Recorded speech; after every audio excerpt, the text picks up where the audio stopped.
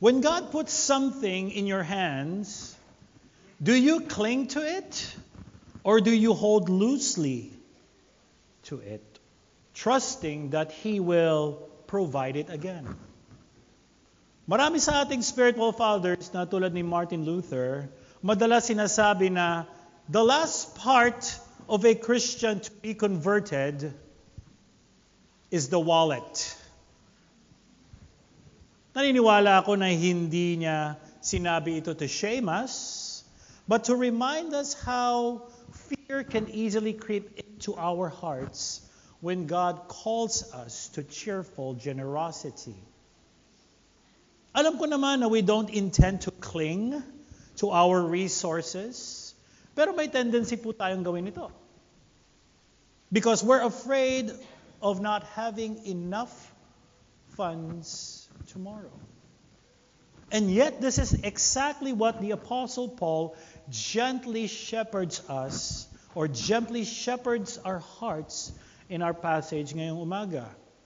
He reminds us that God who calls us to give is the same God who supplies seeds, multiplies it, and enriches us in every way para tayong maging generous para sa gawain. Paul is not merely calling us to give more, he is inviting us to trust God more.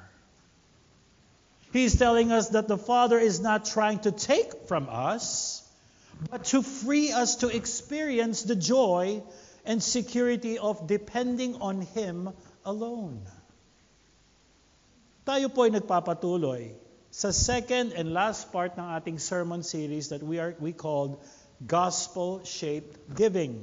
This is a short 2-week study on 2 Corinthians chapter 8 and chapter 9, which is recognized as Paul's extended exhortation on the theology of Christian giving. Sa maiksing pag-aaral na ito, we went to explore the gospel, how the gospel shapes our hearts and our lives sa pagkakaloob.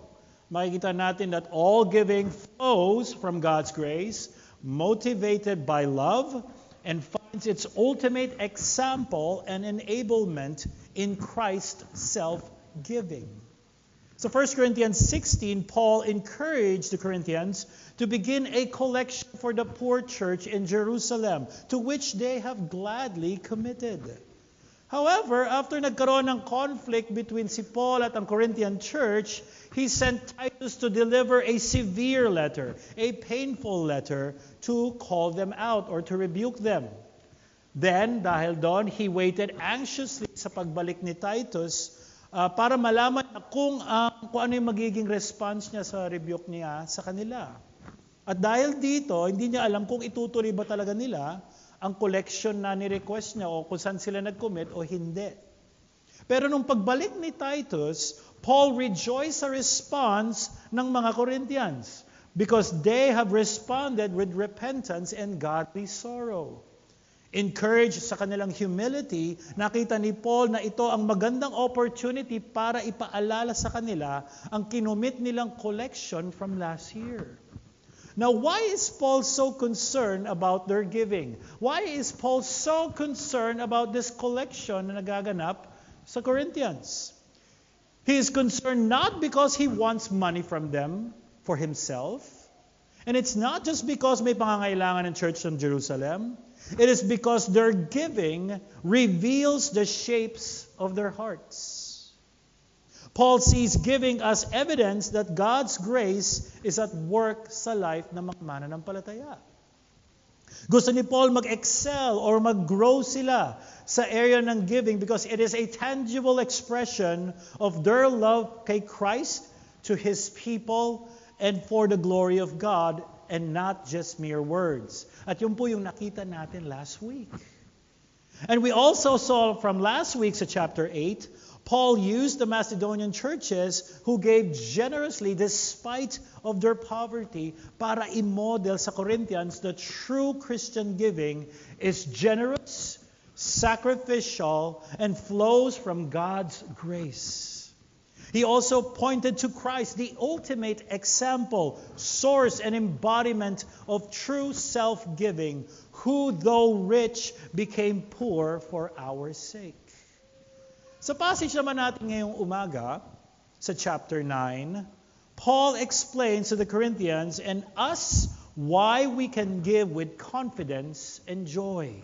It's because God Himself is the one who provides the means for us to be generous, blesses it, and ultimately receives the glory and thanksgiving sa mga tao. Ito ang prayer ko po sa atin ngayong umaga, is that as we look at this passage in chapter 9, verses 6 to 15, is that our hearts be shaped by joyful, grace-filled giving. Na ang ating giving reflects the generosity of Christ Himself, God's inexpressible gift, so that through our hands His glory is made known to the world. Grace-fueled generosity produces thanksgiving and glory to God.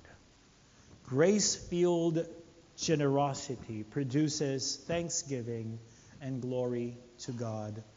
Ang ibig pong sabihin nito ay God's grace leads us to give generously and cheerfully that ultimately gives Him glory. The passage is divided into 3 points. Number 1, the giving God delights in, verses 6 hanggang 7. Number 2, the giving God sustains and multiplies, verses 8 hanggang 11. And number 3, the giving that glorifies God, verses 12 hanggang 15. Or second part of verse 11 and 15. Una, God takes pleasure in cheerful, willing, and generous givers rather than those who give forcibly o napipilitan.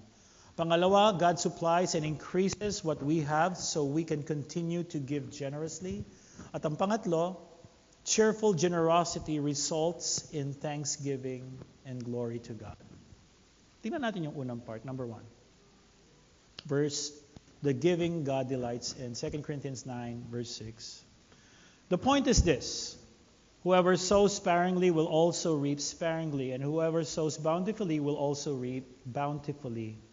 So previous verses 1 to 5 ng chapter 9, pinauna ni Paul papuntahin sa Corinth si Titus at dalawang trusted brothers to encourage the Corinthians to give in a blessed way rather than with an attitude of stinginess. So pinauna niya mga ito before siya sumunod just to prepare yung collection. Encourage them to give with the right motive and at the same time ready na yung collection pagdating niya. Now, pagdating sa verse 6, Paul concludes his points of verses 1 to 5 on why he is sending this team to them. Tapos ginamitan niya ng agricultural proverb or word picture na pamilyar sa Jewish and Gentile communities para mas maunawaan nila ang gustong sabihin ni Paul. Ang principle of what you sow is what you reap has been used by biblical authors sa Old at saka New Testament. Ang ibig sabihin po neto that certain actions naturally lead to related consequences. Pinagkumpara niya ang dalawang klaseng magsasaka or farmers. Ang mga farmers who planted with few seeds will normally have small harvests. At in contrast naman, ang mga farmers who normally plants generously will reap an abundant harvest. So yun po yung principle. Paul doesn't just want the Corinthians to understand this principle pag sila'y nagkakaloob sa Panginoon, but he wants to help these believers in Jerusalem to understand something even deeper than that. Because the word bountiful dito, in its original word, is sometimes used as the word blessing, which mentioned twice sa previous verse, verse 5. So, ang sinasabi ni Paul dito sa verse na ito ay, whoever sows with blessings will also reap with blessings. Which points us beyond the amount of giving to the giver's heart posture in giving.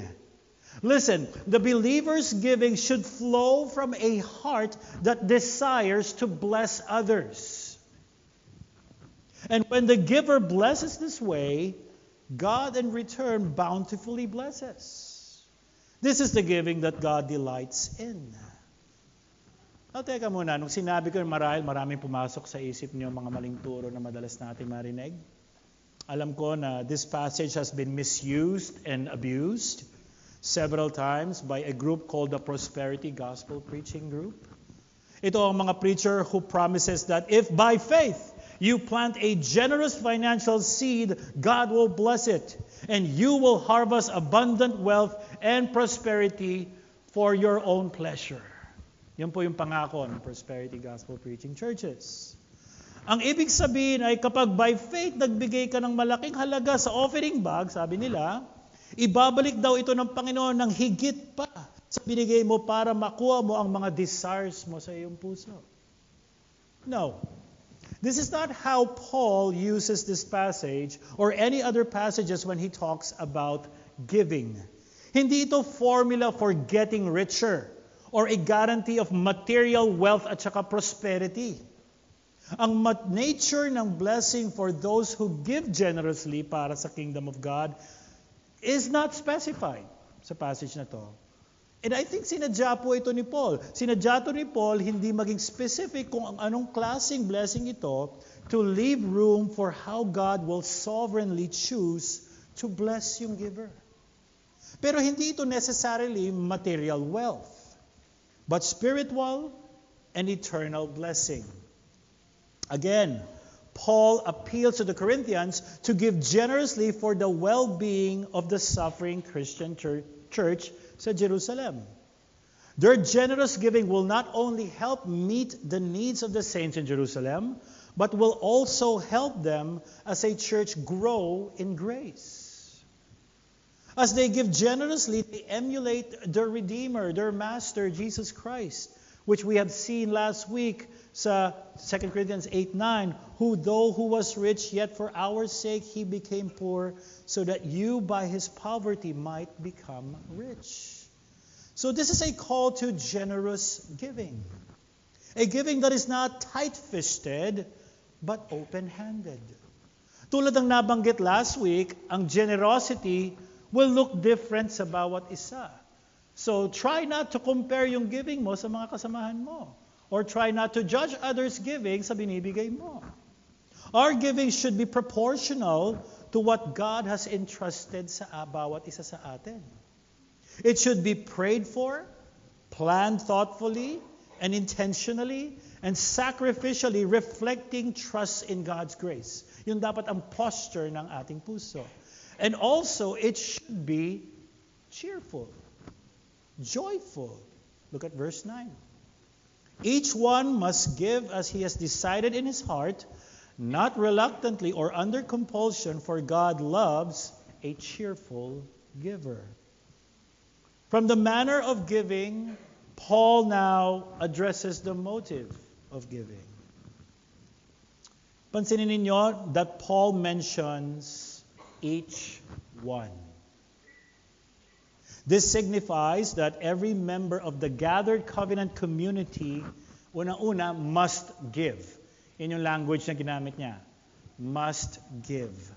He made it clear that giving is not a ministry reserved for the wealthy, but a grace entrusted to all regardless of economic standing. Sa isang recent viral YouTube video, may mag-ina who came forward to present yung offering nila during sa isang church fundraising. Nung turn na niya to present her offering, kinuha niya ang microphone at publicly, shinare niya sa pastor at sa buong kongregasyon what seemed to be a very generous offering na binigay niya. But instead of receiving affirmation kay pastor, the pastor stopped her and said that her offering was not enough, and corrected her sa harapan ng congregation sa kung ano ba dapat ang amount na binigay niya. The mother, embarrassed, said she would work to raise the remaining amount to give. Interestingly, Paul mentions that when giving to the Lord, each person must decide on his or her heart. Ang nasa isip siguro ni Paul dito ay ang mga members ng congregation who privately are praying and deciding kung magkano ang kanilang ibibigay. So ang sinasabi sa atin dito is that the amount to be given is not a public decision. It's not something others should decide for you. It should not be pressuring you to give, nor it is to be bragged about publicly. Or our giving is a matter of private conviction, as He has decided in His heart. That is why you will not see envelopes sa atin na nakalagay yung pangalan ninyo at kung magkano yung dapat ibigay. Because of this. When we give to the Lord, it should not be shaped by guilt, by shame, or any external pressure from public expectations, comparisons, or cultural demands. These are improper motivations of giving. Or giving na dapat may expectation na babalik ito, siksik, liglig, at umaabaw. Bakit? Because God loves a cheerful, willing giver. God takes delight in those who joyfully give to Him. The late Dr. John MacArthur said, God has a unique love, special love for those who gladly commit to generous giving. God loves a heart that is enthusiastically thrilled with the pleasure of giving. End quote. Why does God love cheerful givers? Bakit? Because cheerful, generous giving reflects His own joy and generosity.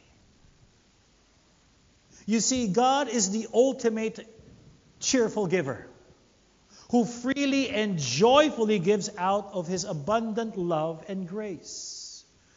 This is most clearly seen when He gave His Son, Jesus Christ, who, though rich, became poor so that we might be spiritually rich. Because of His generosity, God calls His people to give cheerfully, not reluctantly or under compulsion, as a response of gratitude and worship. Yan po yung puso na nagkakaloob sa Panginoon. Punong-puno po ng pasasalamat sa Panginoon. Punong-puno po ng pananambahan sa Panginoon. Hindi dahil na inaasahan mo na babalik itong malaking pera ito na doble. Walang transaction na nangyayaring ganun sa Panginoon. Our giving should be marked by cheerful willingness and should not feel like being pressured, forced, or unintentional. Our giving shows that our hearts have been shaped by grace. Hearts that are satisfied in God, trust His provisions, rejoice in His purposes, and obey Him out of sincere delight rather than obligation. The gospel calls us to trust God's provision, join in His work, and mirror His heart through our generosity, so that our giving makes His joy, grace, and glory visible sa ating buhay to the watching world. When we give in faith, God multiplies our gifts and producing blessings for others, strengthening the church and glorifying His name.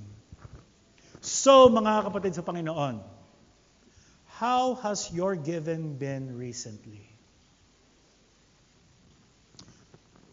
Friends, do increasing rents, school fees, and visa expenses affect our generosity more than God's promises? Does our giving reveal our fear of scarcity or confidence that God will supply all our needs? Does our giving reflect the generosity of Christ or the materialism and luxury culture that defines much of expat life? Are we being shaped more by malls, brands, and the latest tech, or by the cross of Christ?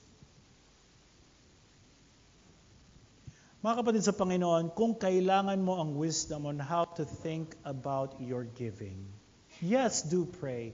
Yes, talk to your spouse. But I also encourage you to invite the elders to shepherd your heart as you think about giving, trusting their responsibility to care for your soul.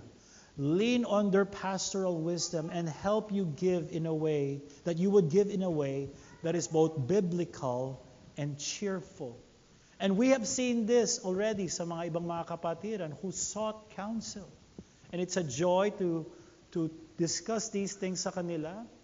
And because of that, we see their hearts and how they eagerly want to give generously and cheerfully para sa Panginoon. Praise God for these givers. God loves cheerful, willing, generous givers. This is the giving that God delights in. Now, hindi intention ni Paul to warn the Corinthians nung sinabi niya na God only loves the cheerful giver, as if yun lang mahal ng Panginoon, yung mga cheerful giver. At yung mga hindi cheerful, yung mga napipilitan, hindi love ng Panginoon. Hindi niya sinasabi yon, but this is to encourage them to evaluate their hearts bago sila magbigay, before they give. Pastor, saan manggagaling ang pera para maging generous and cheerful? And probably that's one of the questions that you're asking. Kasi Pastor, alam mo yung budget, di namin alam kung paano pa ang mangyayari rito. Well, let's look at number 2 kung ano sasabihin sa atin. The giving God sustains and multiplies. So verses 6 to 7, nilatag ni Paul ang basic principle ng generous, cheerful giving. Ngayon naman, in-expound niya ang idea ng generous sowing leads to a generous harvest. Tingnan natin ang verse 8. And God is able to make all grace abound to you, so that having all sufficiency in all things and all times, you may abound in every good work. Now, ano yung repeated word dito? Anyone? Come on.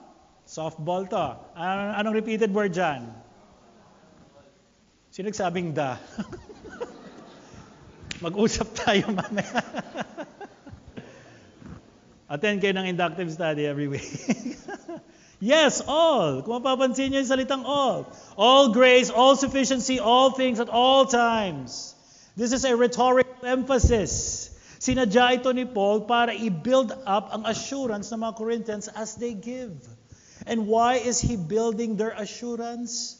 Una, para alisin ang takot na baka mawalan o magkulang ang kanilang resources kapag nag-obey sila to give generously.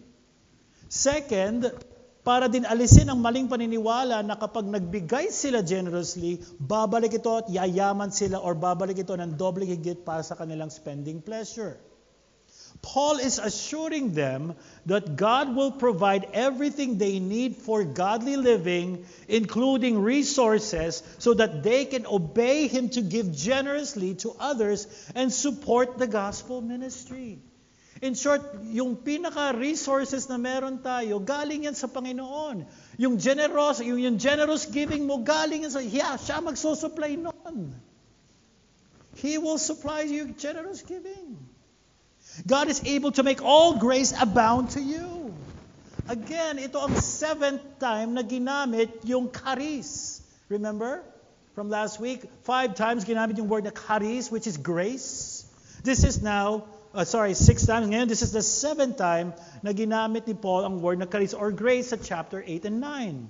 He reminds them that it is the same grace that God has given to the poor Macedonian churches, which enabled them to give generously by grace. God is the one who supplies grace and sufficiency rin sa kanila.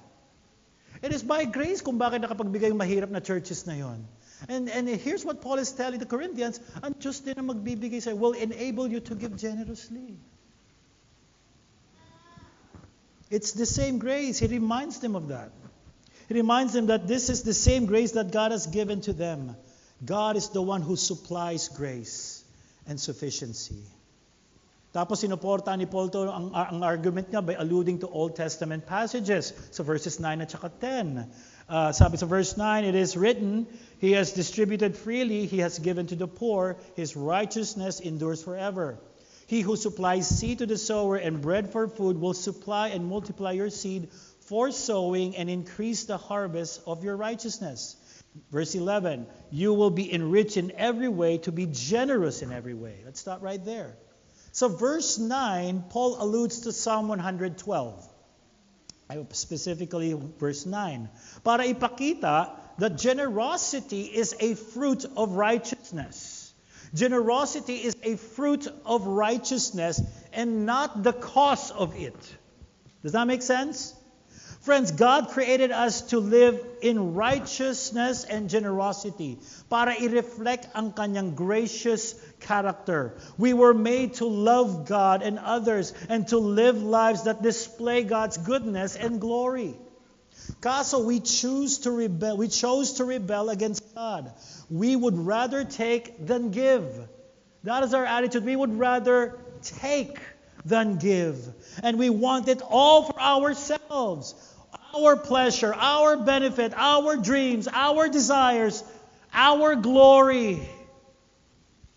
And we will stop at nothing and we will oppose everyone, including God, to get what we want for ourselves. At ang tawag po dito ay rebellion and idolatry. Ang standing natin sa Diyos ay kaaway. Paul describes sa 2 Timothy chapter 3 ang ng mga tao who opposes the gospel and are considered enemies of God. Sabi sa verse 2 of 2 Timothy 3, for people will be lovers of self, lovers of money, proud, arrogant, abusive, disobedient to their parents, ungrateful, unholy, heartless, unpeaceable, slanderous, without self-control, brutal, not loving good, treacherous, reckless, swollen with conceit, lovers of pleasures rather than lovers of God. Because God is holy and just, sinners deserve judgment. We stand guilty before a holy God and are unable to make ourselves righteous through good works, generosity, or religious effort. Kaya mga kaibigan, sa pagiging generous or charitable natin o paggawa natin ng kahit anong kabutihan, these things cannot make us right before God. Isaiah 64:6, all our righteous deeds are filthy rags sa harapan ng Panginoon. If you do not have a relationship with Him. Wala tayong kakayanan, itama ang relasyon natin sa Diyos Ama. Hindi reliyon, hindi sa pagkakaloob mo, kahit 1,000,000 pa ibigay natin. Hindi yan sapat para maging righteous tayo sa Panginoon. And because of that, we will be judged by God. But the good news of the gospel is that righteousness is not earned. Rather, God provides righteousness as a gift. God sent His Son, Jesus, who lived the righteous life we failed to live and died a sacrificial death on the cross, bearing the judgment of our sins deserved, and was raised to life for our justification. Through faith in Christ alone, we are forgiven and declared righteous by God. Kaya mga kaibigan, there is hope po sa atin to make it right with God. Sabi ni Paul sa Romans chapter 3, the righteousness is given through faith in Jesus Christ to all who believe. If you repent from your sins and place your faith in Christ's finished work on the cross for forgiveness, for salvation, for reconciliation to the Father, the Lord will grant that. He will save you. So I urge you, brother and friends, to repent from sin at ilagay ang pananampalataya kay Kristo at ang ginawa niya sa krus para sa ating kaligtasan. Giving does not make someone righteous. Rather, those who have been declared righteous by God through faith in Christ are the ones who give generously. Ito'y isang marka tunay na mananampalataya ng Panginoon. Cheerful, willing, generous giving. Tapos sa verse 10, Paul also alludes to Isaiah 55 and Hosea chapter 9 para paalalahanan ng mga Corinthians that God supplies His people with everything they need so that they may contribute to living righteous, generous lives. Nakakamangha po ito. Ang Panginoon na nagsusupply ng pangangailangan natin ng araw-araw. Di po ba? Lahat ng pera, lahat ng mga pagkain, lahat yan ay nagmumula sa Panginoon. Ultimo, yung pagiging generous natin sa Kanya, galing din sa Kanya, isusupply niya yun. Listen, God does not enrich His people so they can keep more for themselves for luxury, but so that they can give more for His glory. Ang pera natin, yung abundance na binibigay ng Panginoon sa atin, hindi ho para sa luho natin. Lahat ng ito, yes, meron tayong mga needs. Yes, meron tayong kailangan bayaran. Yes, may kailangan tayong mga bilihan. Yes, kailangan tayong mga supan. Yes, yes, and yes. Pero hindi lang po mauuwi lahat yun doon. As you do all of these things, and as you give more, that should show that we are honoring and glorifying God. So, mga kapatid sa Panginoon, tayo ay napaalalahanan din ngayong umaga that God's grace is sufficient for every good work that He calls us to do. Siya ang source of all generosity, and He gives an infinite amount of grace sa atin para tayo magkaloob generously to help others and the gospel ministry. God enriches and equips us so that we can give generously and cheerfully, producing spiritual fruit that leads to praise and thanksgiving to our God. Friends, what's stopping you from giving with such joy and generosity? Could it be that our struggle to give generously is not the lack of money, but lack of faith? Could it be that it's not how much we have in our bank accounts ang problema, but what's in our hearts kung saan ang tunay na problema?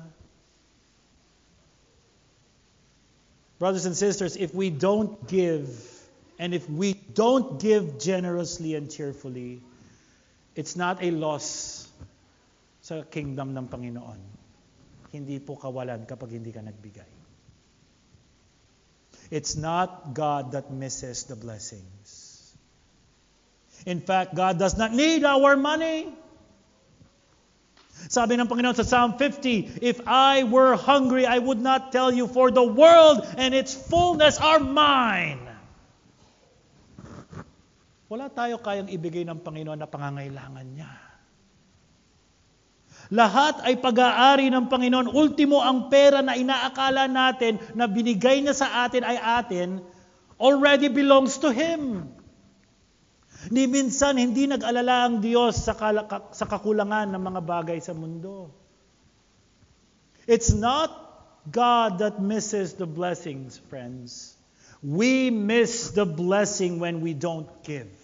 Because God will accomplish His work with or without us.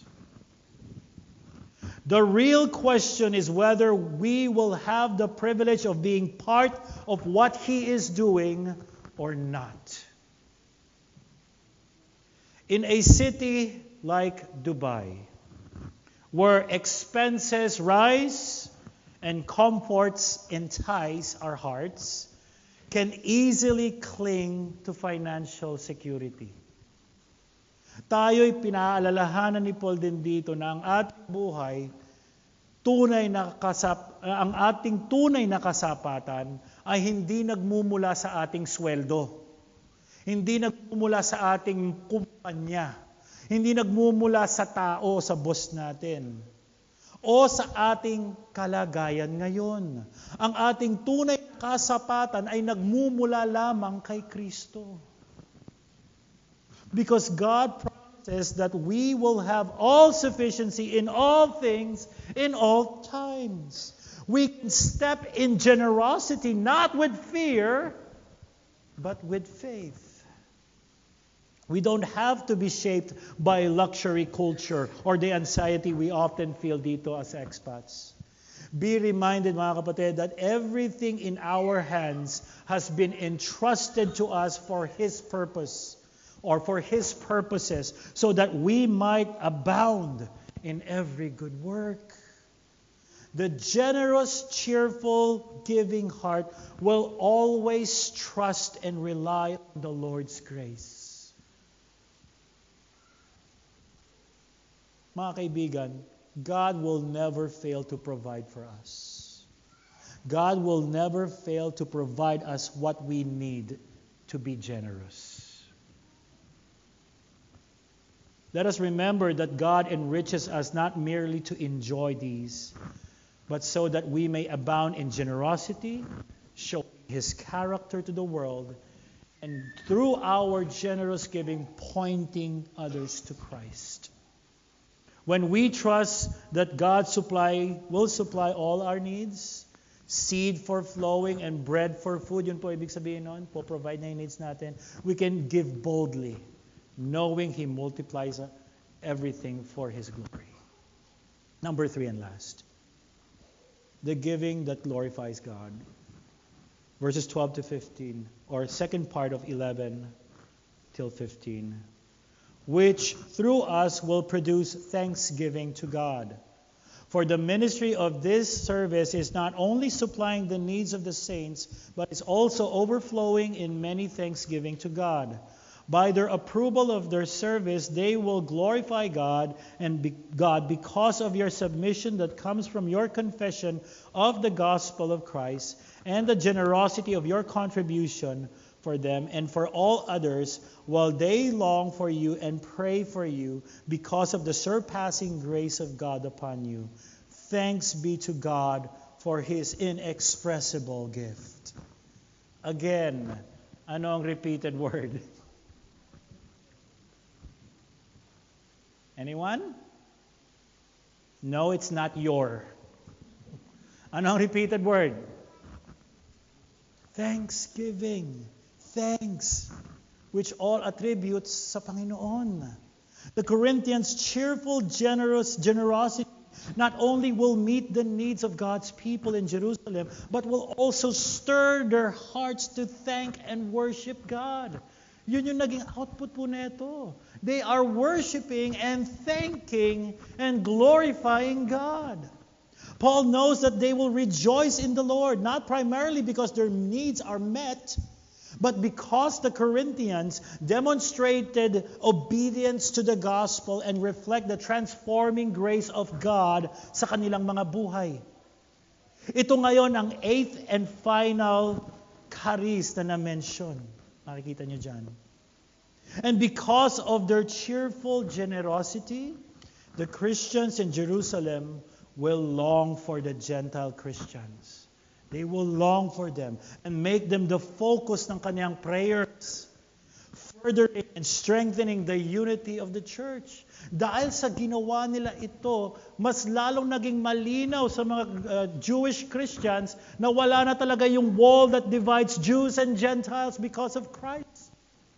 Wala na yung dividing wall of hostility. As Paul meditated sa positive effects sa pagkakaloob ng mga Corinthians, hindi niya na ipigilan, i-express ang pasasalamat niya sa Panginoon for the greatest gift of all. At sino yan? Christ Himself. Let me give you a last set of diagnostic questions. Friends, does our generosity point others to giving thanks and glory to God or to ourselves? When we give, do we focus on God's glory or our convenience and comfort? Do we give cheerfully or do we give what we can afford to lose? Kung ano na lang. 13 years ago, I applied to be part ng pastoral internship ng Redeemer Church of Dubai, as most of you know. For almost 5 years, nag-invest ang Redeemer sa akin financially, time and effort, trained and mentored me, poured so much into my life, and showed remarkable patience and grace sa akin. They took a risk on me. Yun ang lagi ko sinasabi. They took a risk on me. Almost 8 years ago, Redeemer sent me, Dayan, and several of you to plant a Taglish-speaking church to be another corporate display of God's glory dito sa Dubai. Last November, Redeemer invited ang inyong lingkod to preach. And this is the very passage na pinreach ko po sa kanila. Sa time na iyon, nagkaroon po ako ng magandang pagkakataon on your behalf to thank them. To thank them. To thank their generous, cheerful, sacrificial giving para i-send out kami to plant this church.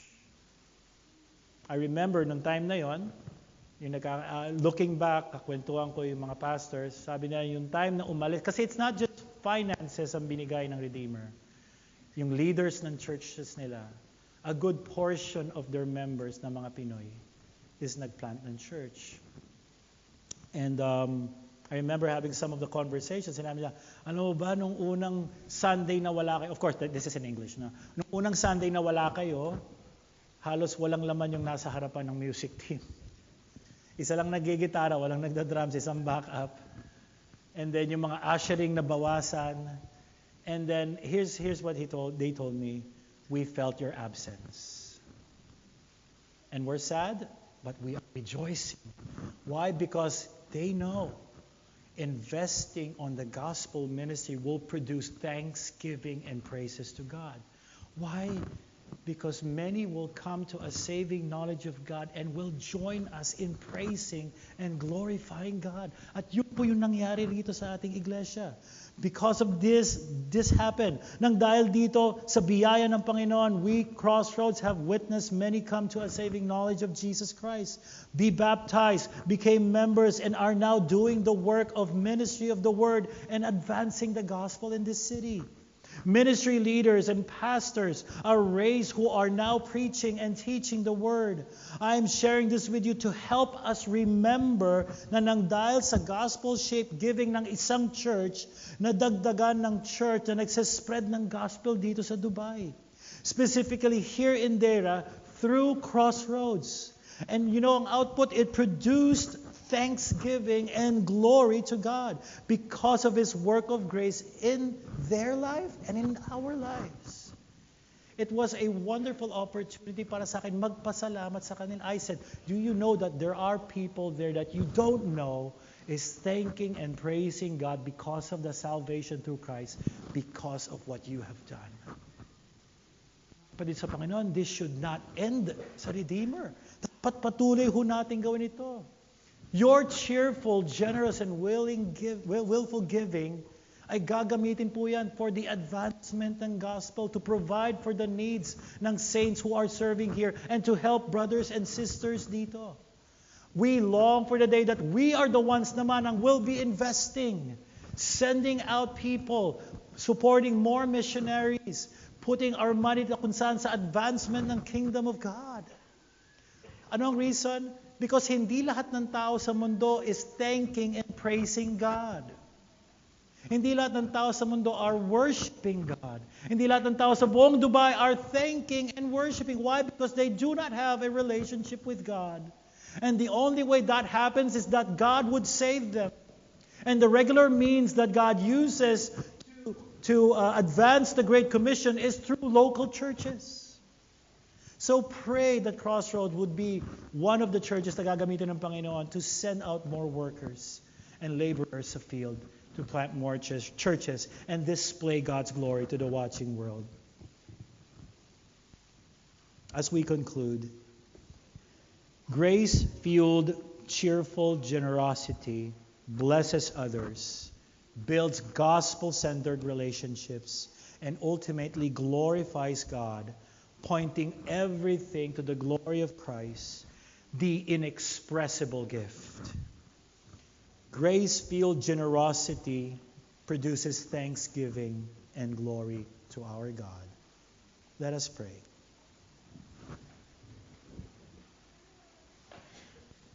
Father, thank you for reminding us that sowing generously and cheerfully brings blessings, not only to others, but also to our own souls. Lord, we recognize that every good and perfect gift comes from you, and that is only by your grace that we are able to give with much joy and generosity. Father, may Crossroads Church Dubai continue to trust you more fully as we give to the gospel ministry with joy, generosity, willingness of heart, knowing that you love cheerful givers. In Christ's name we pray. Amen.